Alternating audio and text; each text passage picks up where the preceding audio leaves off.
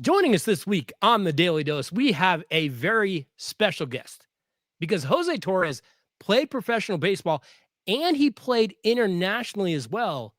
And now he is still involved in the game in a very unique, very different way. And I like what he's doing. Jose, welcome to the Daily Dose. We really appreciate you taking the time to hang out with us today. Clint, appreciate the invite. Great having, this opportunity. And, actually, I'll be very honest with you. This is actually my first podcast, Perfect. podcast ever. So, this is kind of quite exciting to share some information, gather information, and just kind of spill whatever we got to talk about on air. Well, you've got a lot of information to give because you are a busy guy. So we're going to get to a number of things. I want to get to what you have going on now in just a few minutes. But first off, before we get to any of that, where did you grow up? Where are you from? So I'm a Los Angeles kid. I'm an LA kid, the Cali kid. I grew up in LA. I come from immigrant family. Born and raised in LA. Grew up. My dad actually had a choice whether we stay in the hood or move down to Corona, California. So he ended up moving up to California, Corona, California. So kind of got us out of a little trouble. So I think that was probably the best move my dad has ever made with us. Protect us, keep us, in good hands and good environment. You know what I mean? So yeah. So California has always been the place that I've always been brought up through and through. Is that where you're still at now? Are you still in California? I'm actually in Rancho Cucamonga now. Okay, you're in Rancho. Right down the street from the affiliated from the Dodgers. So they're a low A team. So yeah. I'm actually right down the street from there. So yeah, just kind of a new thing.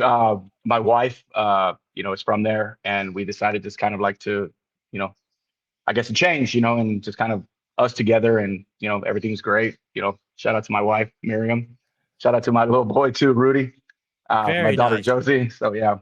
Very cool. What sports did you play growing up? Because I know, our generation, it was just a lot more of like that playground mentality. Hey, I'm going to go play anything and everything. But what sports did you play growing up? I actually was a very big football player. I liked football. Football and baseball was kind of the thing.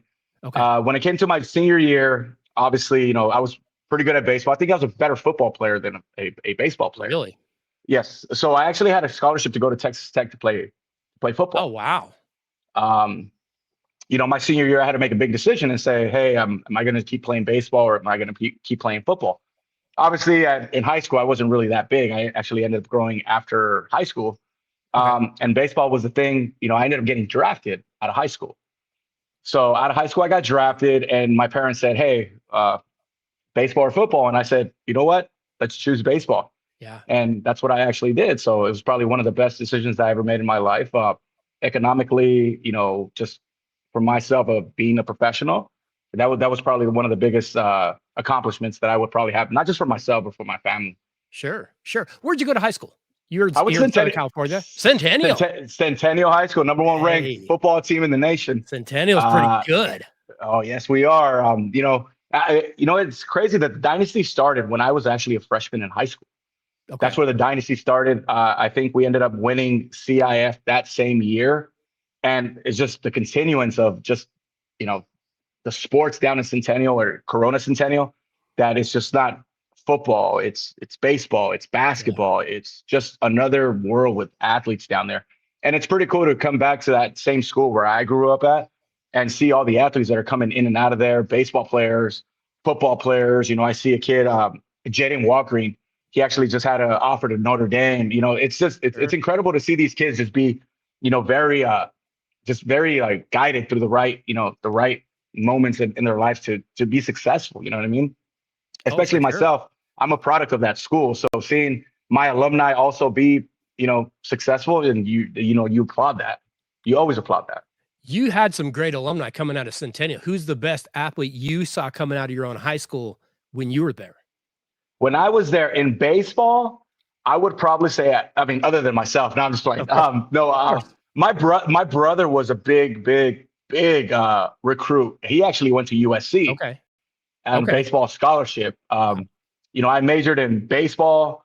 I majored in pinball and ping pong. You know what I mean? That's what I majored in. But my brother went to SC. There was a young man by the name of Mike Stodoka. He was actually the 4th overall pick in the 2000 draft. Oh, wow. By the Kansas City Royals. And that is like, I think that was the reason why I probably even got any looks at the same time because of him. You know, Sure. I was his catcher. Being so young and, you know, catching 95, 96 miles an hour, you're just kind of like, oh, it's unheard of, right? Right. Because so as a young kid, I was actually, when I first started high school, I was 13. Oh, I was 13 years old. Okay. I graduated at 17 and a half. So at 13, I actually showed everybody that I can play. So they're like, hey, who's this? You're one of those fall babies, aren't you? I am November 20th. Yeah. So that'll happen. But see that now I can't make. See if I was in school now in high school, I would tell my parents to hold me back. Well, they'd have bumped you back. Yeah, that would be the thing to do now. It's way more popular. Yeah, but I don't know. I don't really understand these 19 and a half-year-old kids that are graduating high school. I know because when I was and then I say, okay, so what if like I have a daughter, right? Yeah. Shout out to my daughter Josie, and I say, if that 19-year-old kid is going to take out my daughter to prom and she's 16, I see a little problem, right? Yeah, we got to put a stop to that. We can't have that. Yeah. So at least these kids are getting older. Obviously, the talent is there. They're getting older, but why do you want to pay full price for a used car? Is my question, right? Right. So you know, myself, I ran into some very great athletes. I would probably say that in football, man, there's so many in football. There's a guy that stands out to me a lot. His name is Brian Head. He was actually a fullback. Okay. He went to Stanford. Oh, wow. I said he was a little bit older than I was, but I just kind of looked up to him, how he played and how he did things. You know, a guy named Mike Bass. Shout out to Mike Bass. He actually has his own training facility now. Okay. Yeah. So it's, you know, there's a lot of guys that I've been around with, football and baseball. They end up opening these facilities, you know, training spots, you know, sports specifics, being like, you know, from prehab before rehab kind of stuff. So it's great to even just run into these guys. You know, some of my friends became videographers, you know, where they make videos and they know what to look for in certain videos, highlight tapes. So it's fun. But I would probably say those two, you know, including my brother, a lot of baseball guys, I would probably say that come out of there. You know, now. Was there a team or an athlete as a kid, aside from your brother, was there like a special, a specific team, college team, pro team that you were like, that's the team, that's the guy, that's who I'm following, that's kind of that's like who I want to be someday? So growing up, I'm an 80s baby, right? Of course. So I think we all, as kids, we all wanted to, like in my era, I would probably say that everybody wanted to be Ken Griffey Jr. Yeah. At the time. So everybody was Ken Griffey Jr. with the hat backwards, and you brought the swag, right? Of course. And then all of a sudden, it was crazy because I go down to, I was actually at a 15U tournament, and I was 11. I went with my brother. Oh, wow. And I was in Florida, Tampa, Florida, and the Rays were playing the Cleveland Indians at the time, and that was Manny Ramirez's team. Yeah. And Manny Ramirez, I was just like, man, I got to meet him. You know, we got on the field, like, how you doing? He gave me an autograph. And ever since then, I started wearing number 24 because of it. Okay. Just everything about this guy, like the way that I played, the way that he hit, how he took hitting so personal and so serious. Yeah. I was just like, man, I want to be like this guy when I grow up. And it was always, he was my guy, you know, try to emulate his batting stance, you know, how he played, everybody says like Manny Ramirez is such a goofball. And funny story about Manny Ramirez, the first time that I actually I spoke to him like as an adult. Yeah. I was down in Dominican playing winter ball. Okay. And I show up the first day, maybe about 6 a.m. I'm on a like red eye from California to Houston to Florida, like just this crazy flight, right? Just to get to Dominican. And I go down to Dominican, and it's like 6 o'clock, and I'm showing up to the clubhouse, and I see, you know, music blasting, some salsa or some merengue. I don't know what it was. And I hear the bat crack like maybe 4 or 5 times. And I try to peek in there, and I kind of did. And it was Manny Ramirez with his team, just 6 a.m. and drenched in sweat. Drenched in sweat. And I kind of like, I didn't know anybody, you know what I mean? And I kind of asked the guy that was the player personnel guy. And I was like, hey, how long's he been here for? He's like, oh, he's been here about 2 hours. When I left this morning, he was still he was hitting. So he played the day before, went home, chilled out for a little bit, went back to the cage like 3, 4 a.m. And then I come here and then he's still drenched in sweat. So I'm like, wow, what a guy, right? What a guy that takes, and obviously his numbers speak for itself. That's why he is who he is. That's why he's managed. So the best moment that I probably had when he became a Dodger, because go Dodgers. That's what we called each other and started wearing blue, right? Well, yeah, let's go with that. Yeah. So even I'm wearing the Mookie Betts hat. So the dad gang. You're trying to bring that. Okay. So when he came to LA, obviously it just became so popular here in LA, right? With Manny Ramirez. It wasn't Hollywood, it was Mannywood. Right. Right. So it just became that kind of, but that's the guy that I emulated so much. You know what I mean? Sure. With football, man, I have a lot of guys, but my guy is Marshawn Lynch. Marshawn Beast Mode. Lynch. Oh, Beast Mode was a problem. Lynch.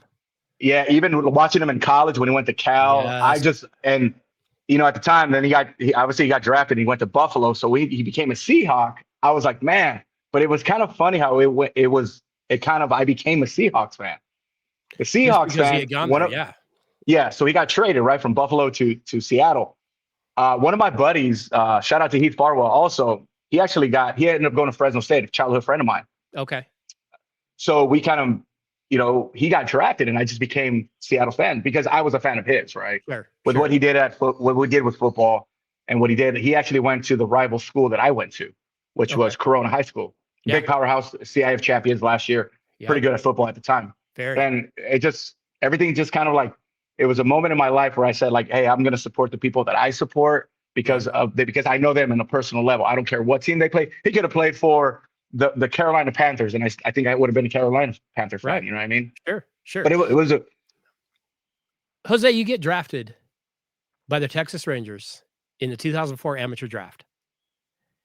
What is that whole process like? Because it would be different now. Now you'd be on TV. They'd be doing the whole. What was it like at that time? Because I can't imagine there was that much fanfare. What do you remember about being drafted by the Rangers? So what I remember is I was in school, right? Okay. And I got a phone call. So my dad always told me, he's like, hey, if you want a cell phone, you're gonna have to pay for it. And I was like, come on, Pop, let me get a cell phone. You know what I mean? Back at the bricks, those Nokia bricks. Remember that? Oh yeah. So I get a phone call at school and they say, hey, can you come up to the office? And me at the time, I'm like, oh man, am I in trouble? What I do now, right? Am I not going to graduate? What's going on? So this is in June, right? June 4th.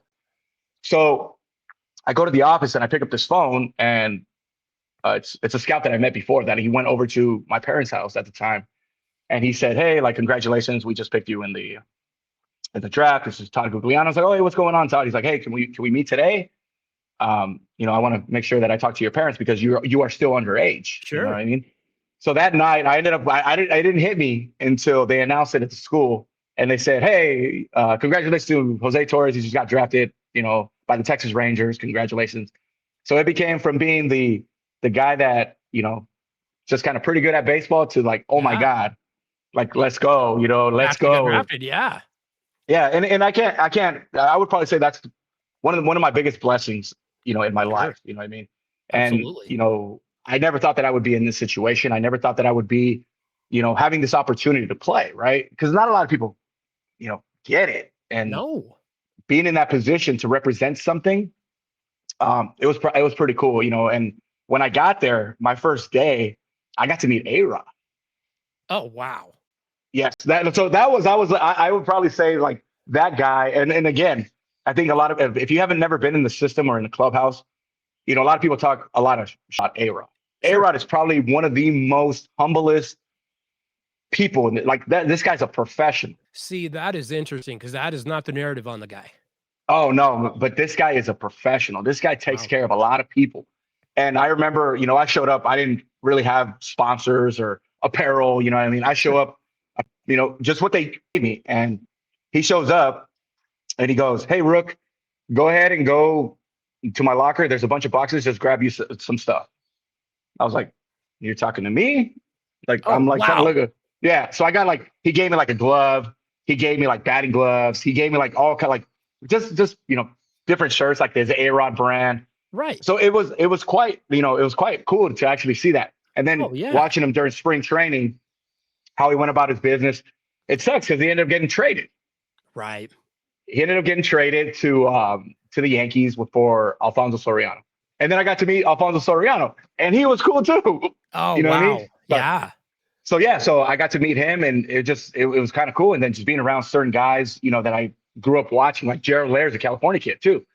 And I watched him, you know what I mean? So it's kind of cool to see that, you know what I mean? To get that environment, like, and soak it all in, especially being in that position. Yeah. It was just great, just learning and meeting people. Sure. So you're a 17-year-old kid. Where do you go? What do you do? What is the first step? Everybody thinks about that. Oh, I get drafted physically. What did you do? I was scared. I didn't know what to do at first. I was trying to follow my roommate my roommate at the time. His name's Johnny Washington. He's actually part of the Angels coaching staff, big league staff. Okay. So he was my roommate. He was there the year prior. Gotcha. So he got drafted prior to me. So he showed me around, and he was just kind of like a good teammate. Yeah. I didn't have a car at the time, so he had his car there, and he took me around and tried to show me everything that I needed to know. And he was just a great person, a great personality also that I learned so much from. So everything that I try to do, I try to gravitate to these guys that showed me the way, right, and paved the way before I did. Right. And I was scared shit. Yeah. I was scared. Yeah. Like I was like, holy shit, do I belong here? Yeah. So I show up, first day, and I see catchers are on one side, infielders, second basemen, pitchers. And it's crazy because I look to one side and everybody that I see on this side, 5, 6 guys are just like me, shaped like me, the same like body structure. It's like they cloned all of us, right? Right. And then I'm like, holy, like what am I doing here? You know what I mean? So yeah. It becomes like a rat race. It becomes like a free for all. Like, hey, like you guys have to show me what you guys have, or else you guys are gonna get sent home, or you guys are gonna be riding the pine, or you're gonna be the bullpen catcher. Or you guys got to show me what you guys got. And I took it personal. I said, okay, cool. But there's a but. So my first day catching, I forgot the kid's name. He's from Dominican, probably like some, 16, 17-year-old that throws 100 miles an hour. And I didn't know how to catch. Or all of a sudden I forgot how to catch. Sure. And Pedro Lopez was our manager. Scott Service, Pudge Rodriguez were our rovers. And I clanked probably the first inning when they threw me out there. I probably clanked like 12 baseballs in that first inning. That first inning took forever. It was probably the longest one inning that I ever played in my whole life. I just couldn't figure it out. Finally, right. That year is when Major League Baseball implemented the hockey mask. You had to wear the hockey mask in minor league baseball. So I go up, and finally, this inning just finally ended. It felt like a day. But it was probably like 30 minutes, right? I just couldn't catch a baseball. Maybe because I was nervous. Maybe because I just didn't know how to do it. I don't know what my problem was. So I'm running back to the dugout, and my catching coordinator grabs me by the mask and says, I'm going to send you the home, man. What did we waste our draft? Back when you were able to do that, right? Yeah. As a kid, you don't realize this is business, and it's right. It's big boy baseball. He snatched the mask and he got really, really up close and personal to me. And then they used to chew tobacco, like not right. Dip, but chaw tobacco. Yeah. So he's talking to me and spraying at the same time. He's telling me that he's going to send me home and F this and F that, and you suck. And I was, as a kid, what do you say to that? You know what I mean? So of course, I'm not gonna lie. I got a little teary-eyed. You know what I mean? Right. It took me out of the game. So I'm like, man, what am I gonna tell my parents? I've been here for a few days and I'm gonna get sent home already. So he goes, hey, when we get done, go to my office. So finally the games get done, right? And I'm sitting there in my locker. I'm like, man, what am I gonna tell my parents? What am I gonna tell this person? Like, man, I couldn't even survive here. So he calls me into his office, and he's, every coach at the end of the game starts typing a report. He sat about 45 minutes of silence, just typing. And he would type, and then he would look up, and then he would type more, and then look up again. And I'm scared. Yeah. I'm like, man, he's probably reserving my ticket to go home already. Right. Finally, 45 minutes later, he closes his laptop, and he says, do you know why I'm on you? And I said, because you hate me. He's like, no, I'm actually very, very fond of you. It was my idea to pick you because I know how good you are. He's like, have you ever had instruction? And I said, no. He's like, has anybody ever taught you how to catch? I was like, mm-mm. He's like, this is all natural. Like I do this, like nobody's taught me. And he's like, well, I'm going to take 10 minutes out of my day to show you how to catch. And I said, oh, okay. What time do you want me here? He's like, 6 o'clock in the morning for early work. Okay. I was there at 5:50, and then I was there at 5:40, and then I was there at 5:30. And that guy was there every single day throughout my whole career when I showed up to spring training or when I was in rookie ball to show me how to catch. And I became a pretty good catcher. You know what I mean? So playing that and playing the outfield, you know, it was fun. And just the teachings of these guys that actually been there, done that, you know, that's what I reflect on a lot. You know, you have a lot of these coaches these days that never even hit a 90-mile-per-hour fastball. Right. And they want to coach. You know, they're hitting instructors. And I was like, man, where did you play? What did you do your life? Like, how am I like, I have a son, you know what I mean? My little homie, little Cito. That's what I call him because he's like my little mini me. Right. And I say, like, a lot of your coaches, I get it. It's the time, it's voluntary and stuff like that, right? But I do with myself is like, I try to teach them everything that I was taught. Everything that these guys ever showed me, from rest in peace, Doc Edwards. That guy showed me how to actually do things. Mr. Bob Sharlock, which was my agent at the time. Man, this guy would just, even he showed me how to dress. You have to be professional. Yeah. You know what I mean? Just every moment that you do, you know what I mean? Obviously, yeah, being young and you go out and do all stuff. But at the same time, you want to be that guy that's learning and observing every information that you get from these guys. Because these guys are Hall of Fame. Brick Jacoby was my hitting instructor. Hard hitting Mark Whitten. I'm like, these guys did it for 10 plus years and probably got that salary pension, you know what I mean, at the end. So I'm like, you know, I soaked it all in and I enjoyed every moment. I enjoyed it. Hey, you played some pretty good baseball in the minors. You had some pretty good numbers. You go 746 on base plus slugging percentage. You're a really good base stealer. You had really good numbers in the field. What do you remember? What is the thing that still stands? What do you remember about those days riding the bus? What do you remember about playing in those days? It was great, you know. Yeah. I mean, when you take these road trips, I remember the longest road trip that I ever took was from Lincoln, Nebraska to Pensacola, Florida. So from pretty good trip. That's a good trip. It was like 17, 18 hours, you know what I mean? So the first time that I show up, right, you know, everybody's dressed up to the T. I didn't have any clothes, right? Okay. And my one of my coaches goes, hey, you know, there's a dress code that we do here. I was wearing jeans. We couldn't wear jeans. I didn't own a pair of slacks. I didn't own a jacket, like a sports coat, right? So it's just a learning experience. But the road trips, I love the road trips. Yeah. You know, I love like the fact that I got to go to places because of baseball. You know what I mean? It was the greatest. So it was great, right? It was great. It was an experience just to be on the plane or on the bus, you know, getting that road, like that lifestyle road trip, you know, aspect of it that, you know, you had to pay your dues. You know, the higher level you get to planes, shorter trips. But it was great. I loved it every month. It's going to a different city every couple of days or every week. You know what I mean? That's what I love. You know, I even got to go to Japan. You know what I mean? Yeah. I even got to go. I went to Japan twice. You know, I faced Kenta Maeda in the WBC, like the pre-qualifying stuff. Sure. I faced Ohtani before he was here. Wow. Yeah. So it was an experience. Just it's great. I love the road trips. I love seeing everything that baseball got to offer me, and I was very blessed by it. You know what I mean? Yeah. You got to go to some, because when you're playing minors, you're going to some different places.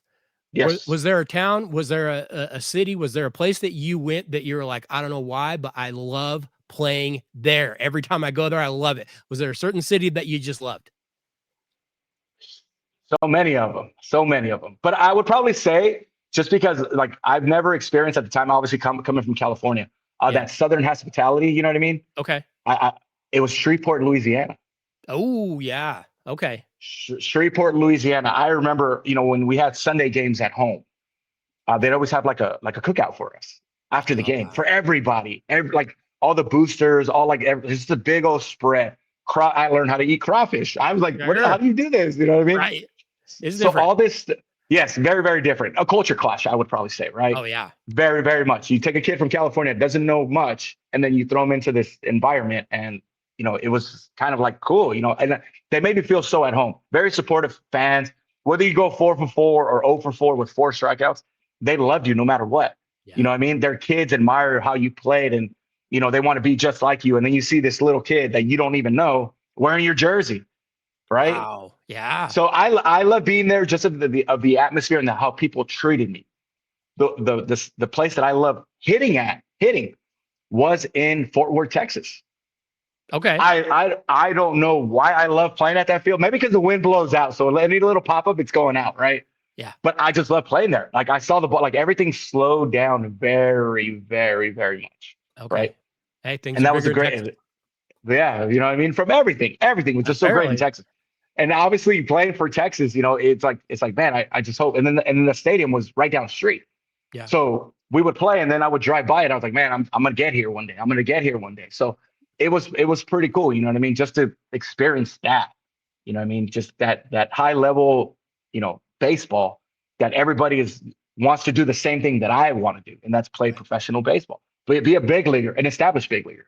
How many years did you play minor league ball? 11. 11 years. Wow, you put in 11 some years. time down there. 11 So- and then 6 in Mexico. Okay, we're gonna have to go to the 6 in Mexico because you play internationally. How did that come about that you even went down there to play? So when I got released from Texas, obviously, like, it just comes, I battled injuries. Was I good? Yes, I was pretty good. But I battled a lot of injuries. It's hard to be a catcher, right? It's hard to be playing every single day, and back in the day, the training services, now it's like they care about you icing your arm or getting, treatment.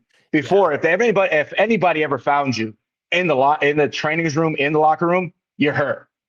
You know what I mean? You couldn't do that back in the day. Yeah. You couldn't sit because then all of a sudden you get replaced really, really, really fast.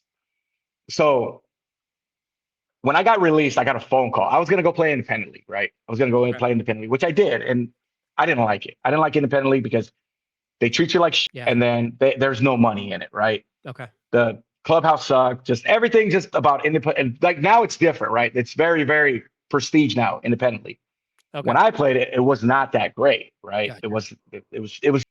So I played in the independent league, and I said, you know what, maybe this isn't for me. So once the season got done, after I got released, I got a phone call from Mexico, and that phone call from Mexico was actually one of my buddies' dad was the owner or the GM of the team.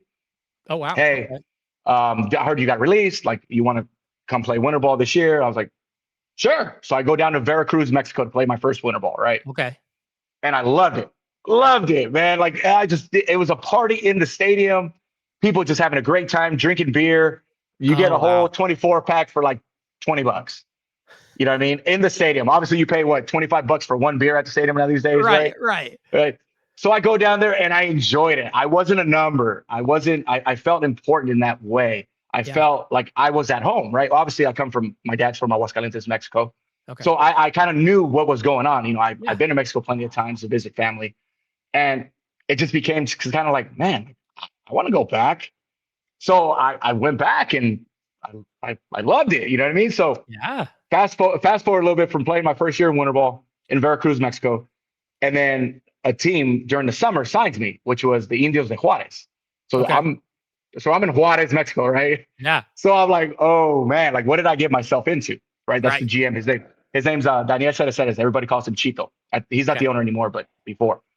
So my first real season in Mexico, it was quite an adventure to that one, and quite scary also. You're gonna have to expand on this. Come on, what do you got? Okay, so check this out. So I think it was like I was 1 week in, and they're telling us, hey, this is the gym that we go to. Hey, if you guys want to eat for free, you go to these restaurants. Like, these are our sponsors. So they took very good care of me. Yeah. So me and my roommate, Mario Barraza, so we're going to where he was a big lifter. He was one of our trainers, right? Okay. And he was very into fitness, very, very into fitness. I think he was like Mr. Mexico. And he's kind of showed me how to prepare my body in a different way that maybe in the States I didn't, right? Like, this is what you have to do if you want to last. It's hot here. It's not like here over here. So everything from the nutrition to getting in shape, right? So I'm going out of this gym, and I actually get a gun pulled out of me. I was mistaken so obviously, like, I stand out very, very much in Mexico, right? I'm obviously tatted up, and, I'm maybe 6 or a foot, taller than everybody, you know what I mean? Yeah. And, I stand out like a sore thumb, and maybe as a cartel guy, I don't know who this guy was. And he sticks a gun at me and my trainer, and he goes, hey, you're this guy. Hey, you're this guy. And I'm like, hey, hold on, bro. Hold on. This isn't me, man. This isn't me. And he's like, oh, your name is this. I'm like, nope, let me reach for my pocket, man. You're mistaking me. I had my head down the whole time. And he's calling like some people. He's like, yeah, I got him right here, right? What do you want me to do? What do you want me to do? And I said, hey, hold on, bro. Like, hey, this isn't like, I think you got us mistaken. We're not even from here. And he turns me around and he's like, where are you from? I was like, I'm from California, man. I come here to play baseball. And then he's like, well, you look like a baseball player. What's your name? And I was like, Jose Torres. Yeah. And I'm against the car with my hands up like this, right? And I'm like, can I reach for my wallet and give me my wallet? I can show you who I am. Because he was calling me, I don't know. I think I turned pale at that time and I forgot a little bit of it when I was going, right? When you get held up at gunpoint. So what saved my life that day was a billboard with my picture on it and two other guys. Or else we wouldn't be having this conversation right. Oh, wow. So the guy tells me, he's like, oh, you're the guy that they just got from the Texas Rangers. I'm like, yeah. Oh, I'm a baseball fan. I was like, baseball fan? I was like, man, I just got held up. I was like, I don't know what you do, bro. But like, yeah. And then me being a nice guy, I was like, hey, like, we got a game tonight. Would you like some tickets? He goes, oh, no way. Put me down for 12 tickets. Can you do that for me? I was like, I'll give you 100. I don't care. You know what I mean? So this guy, it's kind of crazy because this guy goes over there and he like, I was just like, I was telling the owner and the manager, I was like, hey, this is what just happened to me. He's like, oh, you got to stay away from these guys. And I was like, well, I don't know who. I was walking out of the gym. Right. He's like, so what'd you tell him? And I was like, I told him that I was giving him 12 tickets. And then he's like, okay, what's it? I was like, what did you get his contact? I said, yeah. He's like, so he contacted him and he set up the whole, like a box for them, right? Oh, him and his crew. Wow, you hooked him up. So he set him up. Yeah, hooked him up, beer, food, just everything, right? So we're in, in the middle of like a playoff game. So this is like my first week that was there. He ended up showing up and we became like really, really cool, right? And I guess he was just kind of like a dude. And then fast forward that same year, we're in the playoffs. Okay. We're tied 3-3 in the playoffs. Like if we win game 7, we're going to the championship, right? So I guess in Mexico, they do a lot of betting there inside the game, as in like, game, yeah. My rival town against your rival town. Let's bet who's got the better one, who's got the bigger one, put everything out on the table and see who's got shit, right? Right. So I hit a home run. We're down 4-2 in the 8th, bottom of the 8th. We're home. And I hit a 300 home run. And in that so I hit a bomb, right? So we ended up winning 5-4. Hit a 3-run bomb.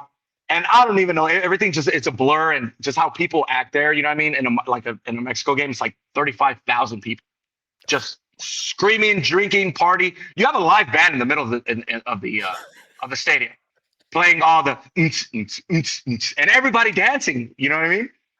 So I hit a bomb. We're celebrating and we're doing everything. We're going back in the 3 outs. We go to the championship, right? So I'm sitting in my locker, taking off all my gear and just kind of like, just playing it cool. Like, hey, I've been there, done that. Just like, hey, just another day at the office, right? Right. This gentleman, I'm like, oh shit, what happened now? This gentleman, big gentleman, he's probably like 7 foot tall, just a big dude, taps me on the shoulder and says, hey, great job. And I turned around and I said, thank you. He's like, you're Jose Torres, right? He's like, my boss wanted me to give you this. He has me in a manila folder with $5,000 and a couple of baggies of cocaine. Oh my. A couple of baggies of cocaine. And I said, I am in Juarez, Mexico right now. He's like, hey, my boss. He did. And then he's like, hey, my boss wants to talk to you. I'm like, oh, like, am I in trouble again? I'm brought to the principal's office. Right. This guy, I don't care what he did or what he does. This guy was the nicest guy I've ever met. And he said like, hey, I'm a big fan of yours. And thank you we were betting against the rival town that you played. I just want you to appreciate it, man. And I was like, all right, cool. And I had an extra jersey that I ripped like the series before that I just kind of had to let it go. I was like, all right, I need a new one because it just ripped on the side from my gear. Yeah. So I ended up signing that jersey and I gave it to him. And this guy was like just kind of like starstruck, right? I was like, man, I'm sure you've dealt with more important people than myself. So ever since that day, this guy, and every single year that I kept going, to Juarez to play, he just took care of me. Everything that I needed. Hey, do you need a car? And then there would be a car sitting right in front of me. Hey, we brought you some food. We brought you this. We brought you that. Like, hey, do you need a Gatorade? I was like, yeah, I bring a Gatorade. He didn't bring me like one Gatorade. He was sending like his worker to give me a Gatorade. He would bring me like a whole case of Gatorade. Hey, yeah, right. It's just like everything that I ever wanted or needed, like he gave it to me. You know what I'm saying? And I think he saw the different, kind of player that I was. that I stayed, late to sign every kid's autograph or sign their baseball or sign their jersey, take pictures. I always took the time to do that. And that's what I loved about Mexico. Mexico, they loved you. They didn't like you. They loved you. If you perform at a high level, those people are so faithful to you, but they expect you to be like, it's called ganas. It means like the grit, the grunt. They want you to show that when you play. And I think I won over that city of Mexico, man. And I still go these days and people still recognize me. You know what I mean? That's amazing. Yeah, Holy that was cow. You were living the Kenny Powers life. Of Kenny Powers 2.0. But I'm better looking. That's why. By far. But by far. Yeah. That is Eastbound and down. Eastbound and down. Yeah. You had some good days down there, didn't you? Oh yeah, very great days and very like interesting moments in my life that I never thought that I would be a part of. Right? Sure, I would. And but it's like stories and stuff like that you get to share with these like kids or my my parents. I would tell my dad, this is what happened, and they would like kind of like be like, that happened to you? I was like, yeah, you know what I mean? I'm like, wild. I mean, what do you want me to say, man? When like this is the life that I chose, and this is the life that that I pursued a baseball career in Mexico, and it was great. I just learned a lot, like what not to do, right? No, I'll bet that you did. And it was. No, and there's some beautiful women down there that you're living the life. The life is good down there. Holy cow! Oh, life was really good. I even, I had some pretty good luck with the women, and I actually dated Mrs. Playboy Mexico. What? For a while, yes. Can we give out names here so that people can look them up, right? I mean, they're gonna try. Okay, so let's shout it out. Well, we're in the Daily Dose, so we'll give them a daily dose of what they need. Right. Give them that. So her name is Tanya Reza. Oh no! Everybody just turned the podcast off. They're literally searching right now in their hidden browser. Tanya Reza, Tania Reza, like pray, Reza. They're gonna be praying that I should have kept her. You dated this girl for a while? I did date that, but it was a time in my life where I was single. I wasn't, committed to anybody. So I was I was doing the celebrity Mexico thing that you were the man, you were the guy. So obviously a lot of people gravitated towards what it is that you did, right? Yeah. And I did. Sure. Come on. I'm not that bad looking, right? And I had good luck. I have good luck with baseball, good luck with women. Hey, if you can do it, you do it. So I did. You played there and your playing career ends. And what do you do? Like physically, what are you doing when your playing career ends? Do you have a plan? Do you know what you're going to do?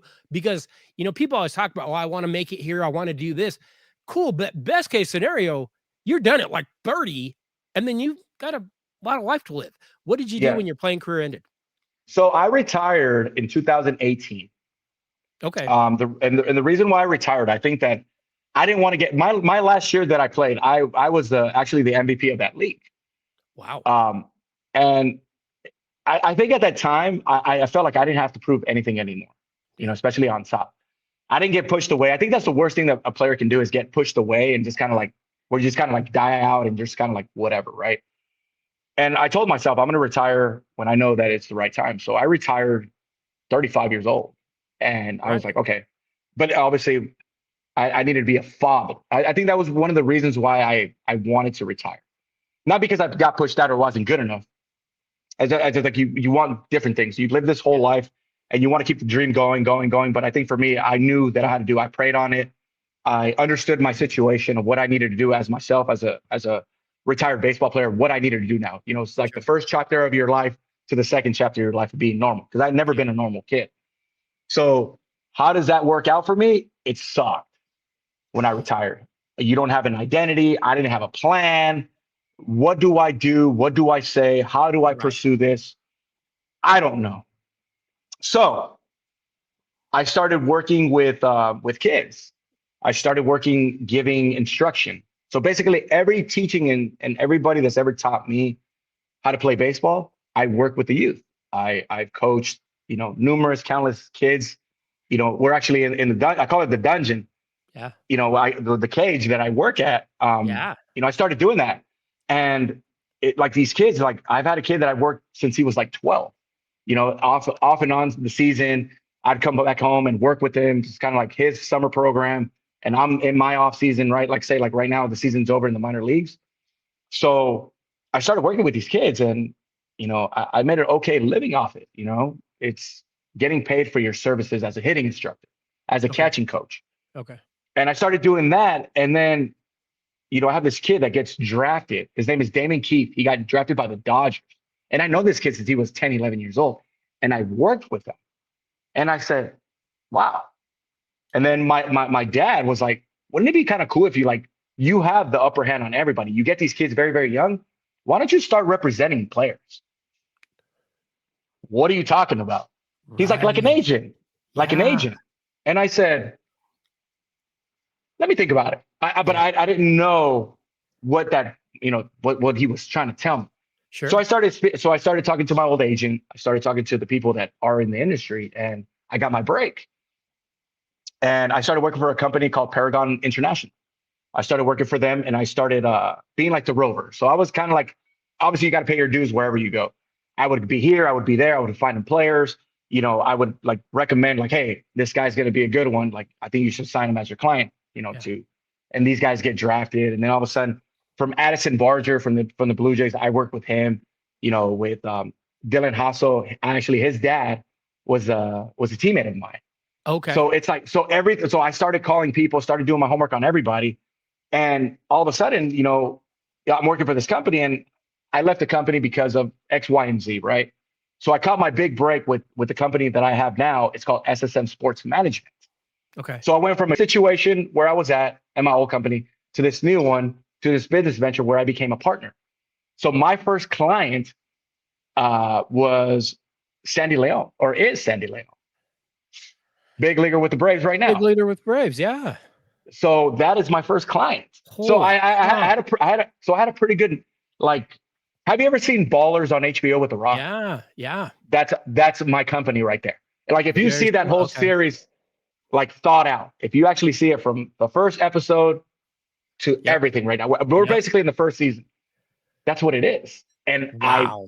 I just loved it, from dealing with agents and dealing with owners and winter ball contracts. And it's like, it's crazy because they want to speak to me in English, and I'm very fluent in Spanish also. Okay. So then they look at me and they're like, man, you speak Spanish? I was like, yeah. So I started dealing with So I started dealing with a lot of these international guys, seeing some guys that they can gravitate towards me because I was that player. I was that player that needed help. I needed like how to negotiate a contract. I didn't know how to do that. Sure. So I give these guys all the info. So I was like, hey, well, what if I made money doing this? Right. And I did. So Sandy's my first guy. I actually signed Silvino Bracho. He played in the World Baseball Classic for Team Venezuela. He's the one that I think it was the 7th inning from the last Classic. He struck out Trout. He struck out Goldschmidt, and then he got Mookie Betts to pop out. So him, Jose Quijada from the Angels. Do you remember that World Baseball Classic where his jersey was coming off? Yeah. So he's one of my other guys right there. Okay. You know what I mean? So we have like this whole market of just like guys that we take care of. But I don't want it to be so big. I want to pay attention where I can have a relationship with all these guys. So that's what life after baseball is now, is be a sports agent. So the agency, on a day-to-day doing that job, day-to-day, what kind of things are you doing? What's typical day look like for you? Okay, typical day. Let's just say right now, if you look at my phone right now, I have, as we speak, we have 76 phone calls and 120 messages unread. Oh no, this is too much. Can you see that right there? I can. That's a lot. That's a lot, right? And right now, Sandy Leon texted me right now, and then Jonathan VR texted me right now. And I was actually quite starstruck that Albert Pujols sent me a message the other day because he's into coaching. Yeah, I was like, Albert Pujols just texted me, and I told my dad, he's like, look at this. He's like, why did he text me for? I was like, he's coaching now. So I'm trying to set up some players to hit. So that's my every day to day. It's phone calls. Obviously, there's like, I have a player. His name is Leonardo Tavares. Shout out to the big Leo. Leo is a kid that is with the St. Louis Cardinals, and he's between the big leagues, 40-man roster, and AAA. Okay. Throws about 101. Just wants to look for opportunity to get to the show, right? Yeah. So he lives in New York. So obviously in California, New York is 3 hours difference, right? So when it's 9 o'clock there, it's 6 o'clock in my time, right? Right. And he calls me. And sometimes, if I don't know, for some reason, he decides to call me like at 7:30 his time, which is like 4:30 a.m. my time. So Sure. yeah, so my phone is always ringing. My phone is always, You're that's you're just what it is. nonstop. I'm not. I don't stop. I think that, I was taught a very good process of time management. Yeah. You have 24 hours a day. You work for 8. You sleep for 8. So what do you do with those other 8 hours that you have? You know what I mean? So I try to put that 8 into that other 8 that I have free, and that work-life balance between everything that I do when it comes to these players. And even with the kids now, you know what I mean? I still train these kids. Like, so my son he plays. So I'll grab him in the cage and I'll get some of his little buddies or kids that just want hitting instruction, or, hey, coach, can you throw me some extra BP? And I Yeah. do that, because that's the part that I want to be part of my son's life. Where if I did miss a lot of stuff when he was young, now I get to be a part of that. Sure. Plus, he sees me and he thinks he's pretty cool because he gets to hang around with all these guys, right? Of Like course. the other day, I went to I met up with Hunter Green. Hunter Green, not the baseball player, Okay. the YouTube sensation. Instagram, I think his handle on Instagram is 100, and Okay. he does a lot of videos, baseball content. Yeah. And I got to meet him the other day, and my son, is a fan of him. So, Okay. he talks to him. He sends him like batting gloves. He has apparel. So it's pretty cool to actually be like part of that Wow. scene where it's Yeah. not all about me anymore. It's about everybody else, and I put everybody else first. And I think that's where we gravitate with all these players. From Ryan Smith, which is the main dude, Sure. and he showed me so much of a 3-hour conversation from driving from Dallas Fort Worth to Round Rock in Texas. Okay. 3 hours of just schooling me and what should I do, and always it's like you want to learn all this process, but being an agent is pretty awesome. It kind of like what I'm trying to do right now is get a seat at the table, and Yeah. obviously it's a lot of margin of error that you can do, but there's also good stuff that you benefit from it, right? Well, And and I would especially imagine represent. having lived through it, you can look at it and say, "Hey, I know what I dealt with, and I know things are always changing, but to a degree, some things kind of stay the same." You have so much that benefit of that knowledge from when you went through it. Hey, here's what you guys aren't going to know, and here's something that I wish someone had told me. You have to have just a ton of that. Yeah, it's just like the knowledge, I mean, even like Yeah, with college recruitment these days. I mean, about college recruitment, right? very Everybody different just now too. everybody claims that they know everybody. Everybody claims that they know somebody in the Yep, system or whatever. yep, But it's better when you actually lived it, because it's not even the networking that you do with people. It's more of like hey, these are my friends. These are yeah, people that I know personally. This isn't right. just like, hey, who are you?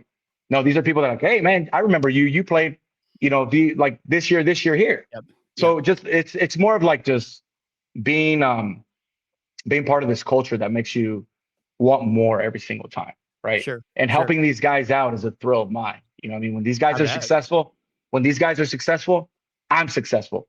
But the moment that these guys aren't successful, I take that personally. And I say, okay, what could I do better so you can be in a better position to be successful?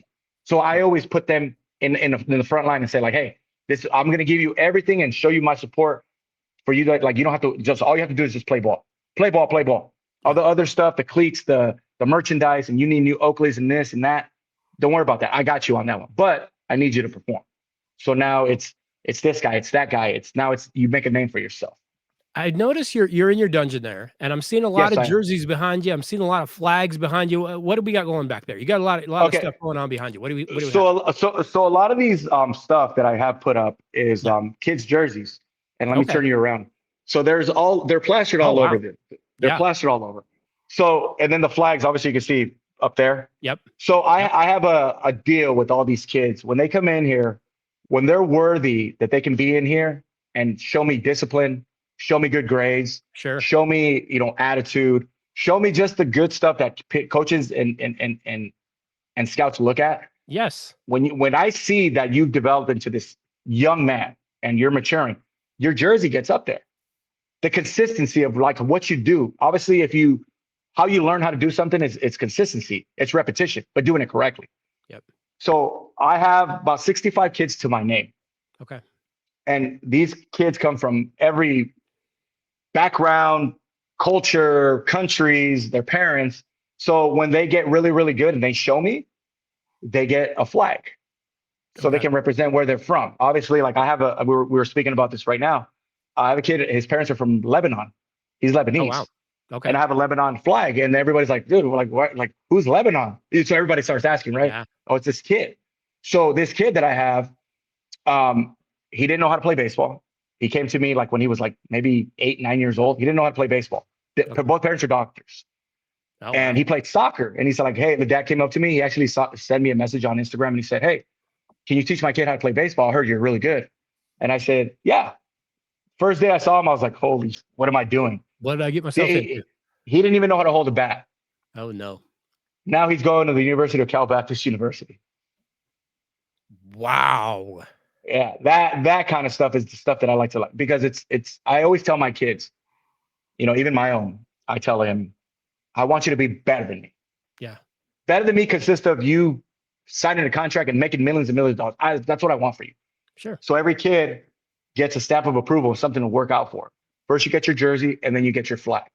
So I have flags all over, from Mexico to Panama to Canada to Puerto Rico to the Dominican to Spain, South Africa, Korea, Japan. Like, that's what we do. And I have them all shapes and sizes. And it is pretty cool because they all want to be here. This is like their time away from the BS, the bullshit all day. Sure. Because mom's mad at you, because dad's mad at you, because your girlfriend's mad at you, it doesn't matter.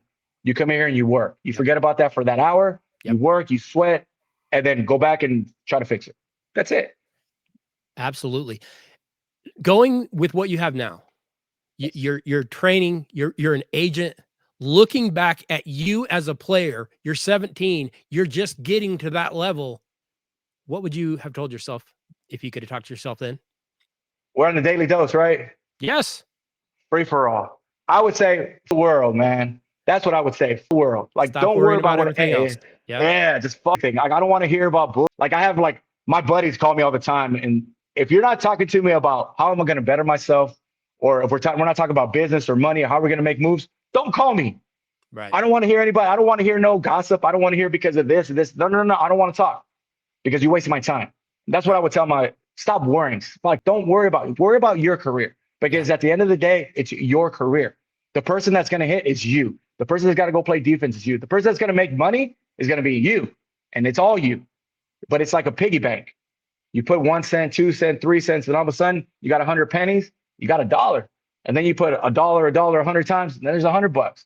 And then you put $100 100 times, it starts developing this whole new mindset that these kids are very failing at that. They all feel like they're entitled. Right. And that's what I don't want to do with this youth generation, especially the kids that I have. You know, these guys don't know better. You know, parents sometimes don't even know better. You know, I think that a lot of parents live vicariously through their kids. Yep. You know, where it's a business. Yes, I understand it's a business, but there's nobody looking at your 10-year-old son. Like, he's chubby and he smells like pastrami. He doesn't even know how to shower correctly. There's nobody looking at you. No. It's when it's in high school when you got to perform. You know what I mean? To get to that bigger, better, you know, stage in life that you want that to happen. But for sure, you know, these parents don't understand. But a younger self of me, I would do things very, very differently. Yeah. But no, I didn't have that guidance. I didn't. I wish I had a person like myself. Exactly. To teach me all the stuff that I would be doing. So I think that's why kids gravitate towards me. You know, they gravitate towards the teaching, not just in here, it's business, but outside of here, it's still family. They all have my personal number. Hey, call me if you ever have something. I've had kids call me because they break up with their girlfriends. I've had kids call me because they have bad grades. Hey, how can we do to fix it? Let me help you out with your homework. Right. My son always tells me, can you help me? Yep. I would be dog tired getting off a plane, and I would be like, what do we need? What do we need to do? Because that's the, you know, when you matter, they tend to respond different. Yes. You know, no, you're 100%. You're 100% right. Kids don't grasp until they realize how much you care about them. Yep. And then it starts to trigger something in them, and they go, oh, I didn't really realize that. That makes a huge difference. You know, it's funny. You talked about getting off a plane, and I've got to give my own shout out here, because Mrs. Dose was getting off a plane and she happened to run into you. And I'm so glad that she did, because she goes, Clint, you got to talk to this guy. You got to have him on the show, because it's not just that he went and played. It's not just that he's got great stories, which you do, but he's working with kids and he's giving kids the things that they actually need, not giving them the stuff that sometimes kids think they know what they need. They don't. We're the adults. We're supposed to do be adulting. And she goes, you got to talk to him because he's telling kids what they need to hear. It's not always nice. It isn't always, like I said, what they want to hear, but it's what they need to hear. And she's actually the one that put this together. But I am so glad that she did because, I say it all the time on the dose. Kids are kids. And adults usually, if they're involved, screw things up for the kids. So when I actually see an adult doing things that's helping kids, like you are, I want to have them on and give not just some recognition, but hey, there might be a kid out there that needs to hear this right now. It says, hey, that's a guy I could work with that is going to help me. So I appreciate your time. I appreciate we had some technical difficulties on another episode. We're getting through those. So I appreciate you coming back and sticking with me on that. But I cannot thank you enough for being here. Let me ask you this. What is the best way for a listener to find what you're doing, to find what you have going? Where can they find you? Are you on social media platforms? Do you have a website? What can they do? So I do have Instagram. I don't really do the Snapchat or TikTok stuff. I keep I keep myself very basic. I think the basic stuff. Yes. So if anybody was looking for me on Instagram, go to _agent.24_. Or you can search me up by my name, Jose Torres. A lot of people, I have quite a few followers, especially now becoming an agent, and a lot of what's crazy is even though I have a lot of big leaguers that are on my social media or guys in the minor leagues. So they follow me also and they see my content that I post up and I give shout outs to these kids, especially I had a kid, this is last year, seniors that are freshmen this year. I had 5 kids this last year commit to Division D1s. Okay. Like kids wow. Shout out to Brock Cross. He's at the University of Washington. Oh no, excuse me. Washington State. Sorry, I get them confused. Washington State, Brock Cross, Damian Casas, he's at Fullerton, Cal State Fullerton. Big time baseball school. Gavin Garcia is going to the University of Nevada. Ooh, another good one. You know what I'm saying? So another good one. Mike Espamir, left-handed pitcher, he's going to the University of Stanford. And Tyson Bobo, that's the one that's still kind of up in the air right now, but he's a senior this year. It's either UCLA or the University of San Diego, USD. So those are my 5 guys this year. Wow. Hey, those are results. Say what you want. Those are results in black and white that you sit there and go, no, they're moving on to bigger and better things. That is outstanding work that you're doing there. I absolutely love that. All right. I'm going to put you on the spot, Jose. Here we go. I haven't prepped this question, but I'm going to put it out there because, hey, this week we've got wild card games going in Major League Baseball. Break it down. Who's winning it all? I need a team from the American. I need a team from the National League. Who's going to the series? Who's winning it all? I see you got Dodger Blue on. Are you believing in the Dodgers? Are they going to get healthy enough to do this? Give me your pick. What do we have? Where's my Dodger? There's my Dodger flag. There it is. You know what? To tell you the truth, I love the Dodgers. I grew up Dodger Blue all day, every day, from Fernando Valenzuela to Scully. So my dad's probably going to kill me if I say this, but go Dodgers. Go Dodgers. I root for the Dodgers, but I don't think they're there yet this year. I like the Brewers this year. Wow. I like the Brewers. I like the Brewers. I like the Brewers. I am stunned. Here I am. I'm picking Dodgers and you're going Brewers. Okay, who's coming out of the American League? What do we have over on that side? You got Blue Jays. I got Detroit. You got Yankees. You got Detroit. Okay. I got Detroit. If they get healthy, they're going to be just fine. You got maybe the best pitcher in the business over there. So so it's Struble. Yeah, but wow. I like the Yankees too. I like the Yankees too. But I think that I think this baseball has changed so much. I think it's not become but back in the day it was more the high. Obviously, what the Dodgers are doing is the same thing that the Yankees were doing back in the day, right? But I think that with this new stuff, this new school of baseball, it's like you get these kids that are younger, more hungry. It's like when a big time boxer fights an unknown, these unknown players, they're like, man, like I just hit a home run off you, and you get paid $40 million more than I do. I could do this. So these kids are hungry. These kids are motivated. These guys have true. this little chip on their shoulders that they want to prove it not just to the fans, but to the world that like, hey, it doesn't matter the name on that these big high profile names. Hey, the baseball is played the same way in Japan, Major League Baseball, That's in right. Puerto Rico, Dominican. It doesn't matter. They're still played. There's still bases. It just sometimes who's hot, and those guys are hot right now. Well, hey, Milwaukee, you can't pick a hotter team than Milwaukee right now. I would say Cleveland over on that side is hot, but I don't know if they can carry that. You know what, Jose? I'm going to do something stupid. I'm going to take the Dodgers for you since you didn't take the Dodgers. And I'm going to sneak the Mariners in there. They're going to do something they've never done. They're going to the series, and then they're going to get beat 4-0. But they got there, which will be amazing. I like that. I like that pick. I like the Mariners. That was actually my second pick. And then the third one was the Blue Jays. I think that again, the mixture of veteran and young guys, but not too veteran, just enough veteranism that they can teach guys that have been there and show these guys how to really play like that. That old school baseball, that taking the extra base, taking pride in catching and not with his pass balls. Like even this whole thing with one knee, it's laziness, right? Yes. And I feel like that a lot of these younger kids, are just motivated, just to win. You know what I mean? None of this because you hit a double and now they're, doing all kinds of dances and stuff. Like they don't worry about the dances. They worry about just performing. Just go play. And that's what you want. Yeah, let's go play.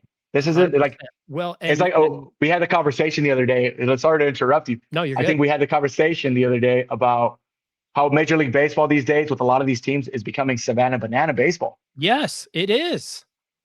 It's not good. I know we think it's cute and everything, but it's not the game. That's not how the game is played. It just isn't. It's the Harlem Globetrotters.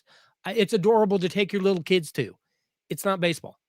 It's not. And that's where I think a lot of these teams are becoming that, you know what I mean? Where you don't really know what you're going to get yourself into watching these games. But I like to go there and enjoy a good, solid baseball game where I'm like, man, like this is how you play baseball. None of these dances and bat flips. And just because you touch this guy, now all of a sudden you're going to get in a fight or you get hit by a pitch. That's old school for you, man. Like everybody wants to fight and everybody wants to cry.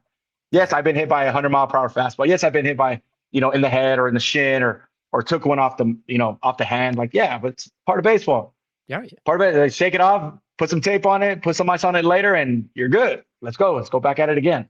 Well, and especially at this time of year, because at this time of year, it is that next game mentality. It is that next at bat mentality of this is the playoffs. It is win or be done and go home. It's time to put up or shut up. I think the playoffs are going to be super, super fun this year. I don't know that we have the heavy favorite that everyone's going. It's going to be them. Like we talked about just now. There's 4 or 5 teams on either side that could get hot at the right time, grind at the right time, and actually end up in the series and winning it. Jose, I want to thank you so much for your time. Don't be a stranger. We're going to have you back on the dose again because you've got some insight. You've got holy cow, you've got a stable of just talented guys playing for you as well. So we're going to have you back. But I appreciate your time. I appreciate the stories. Outstanding work on the dose today. Cannot thank you enough for stopping by and spending some time with us. No, I appreciate it. Clint, it's a blessing in disguise, for taking that flight from Dallas, you know what I mean, with your wife and stuff. Like I didn't know anything, but your wife, appreciate it to Mrs. Daly Dose. Like this is, it's a blessing in disguise. Like it's crazy. Come here, Rudy. I got my son here too. He was listening. Let's get him on. Let's get him on the dose. Sure. Where is this guy at? He's right here. He's right here. Yeah, I'll put him on the headset. Say what's up, Rudy. Here. Rudy is officially on the podcast now. Rudy, how are you doing today? He's asking how you're doing. All right, Rudy, how old are you? 12. You're 12? And you're playing for your dad? Yeah. Okay. He can't hear you now because you have the headphones on. Is he pretty mean to you? Be honest. What do you do? What does he do if say you flip the bat after you have a really good hit? What does he do? Probably get mad. Rudy, I want you to keep listening to your dad. He obviously knows exactly what he's doing. Keep working hard. And most importantly, stay after that school stuff. I know it's a necessary evil, but that's the stuff that's going to get you paid later in life. So make sure you stay on top of that school stuff as well. But hey, now you've got your first appearance on the podcast as well. So Rudy, I want to thank you for stopping by. I want to tell your dad, thank you for stopping by. And you guys know that that you shouldn't be strangers. You are welcome back anytime, but I appreciate you guys being here. Thank you. Yeah, that's my guy right there. He wanted to be on the podcast. He's on. He's in it now. He can't get out of it now. No, but I appreciate you, Clint. It's always great talking baseball. It's always great, sharing my stories and best advice I can give these youngsters is like, hey, like, don't ever let anybody dictate what you can and cannot do. Absolutely. We all have the same time and just try to take advantage and, keep God first always. I know there's a lot of times that I talk a lot. God is always above everything, and everybody just needs a little bit of faith and a little bit of guidance to make sure they achieve that that goal that they want. I mean, it's just being good kids, being good people. Disciplined kids when they're young turn out to be disciplined young men. So that is probably like the biggest thing that I've always tried to teach these kids, that be good kids, man. Be very respectful to your parents, and because one day, like all this Daly Dose and Jose Torres is going to be gone, and what do we remember by? You're right. No, that is a perfect way to wrap this up, and focusing on those life lessons and things that are truly important in life. Not a better way we could wrap this up. Hey, Jose, I want to say thank you so much again. Appreciate your time. Got to come back again sometime, but thank you so much. Always. Hey, already know we'll be waiting here in California for you when you come by. Anytime, mi casa, su casa, Clint. Tell the missus also, but I appreciate your time also, and let's say go Dodgers. Go Dodgers. Let's go with that. Let's go with that. Go on, let's go. But hey, Clint, appreciate you. Time to work with the youth right now at 4:30 California time. But I appreciate you, sir. Let's do this again. Stay blessed, and we'll be seeing you soon. Sounds good.